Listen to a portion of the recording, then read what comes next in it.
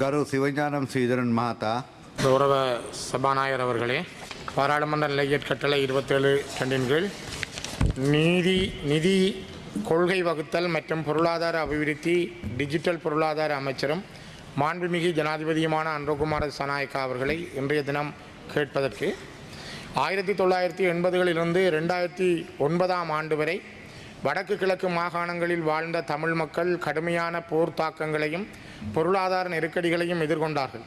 உலகில் எங்கும் இல்லாதவாறு குழந்தைகளுக்கான பால்மா முதல் போசாக்கு உணவுக்கான கோழி முட்டை வரை, குறிப்பாக எரிபொருட்கள், விவசாய உள்ளீடுகள், கட்டடப் பொருட்கள், உணவு வகைகள், மோட்டார் வாகனங்கள் என அனைத்துக்குமே 1990லிருந்து 2009 வரை இலங்கையில் மாறி மாறி வந்த அரசுகளால் தடை விதிக்கப்பட்டிருந்தது.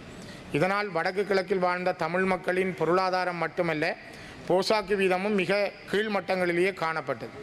இப்பொழுதும் கூட போசாக்கு குறைபாடுள்ள மாவட்டங்களில் கிளிநொச்சி, முல்லைத்தீவு மாவட்டங்கள் உள்ளடக்கப்பட்டிருப்பதை காண முடியும்.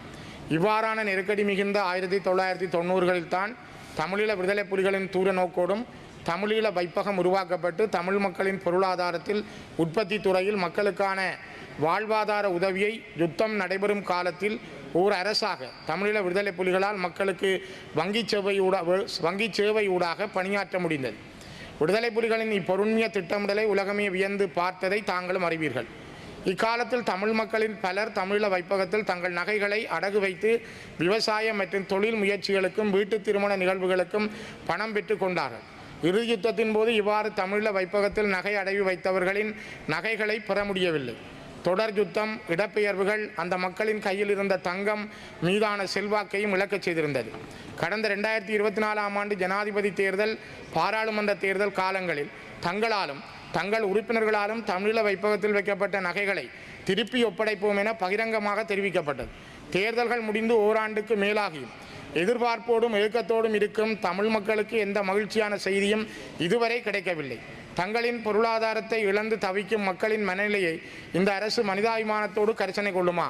முதலாவது கேள்வி, வடக்கு கிழக்கில் இவ்வாறு தமிழ் மக்களிடம் எடுக்கப்பட்ட தங்க நகைகள் எத்தனை கிலோ பவுன்? இரண்டாவது, நீண்ட எதிர்பார்ப்புடன் காத்திருக்கும் இம்மக்களின் தங்க நகைகள் எப்போ அவர்களிடம் மீள வழங்கப்படும்?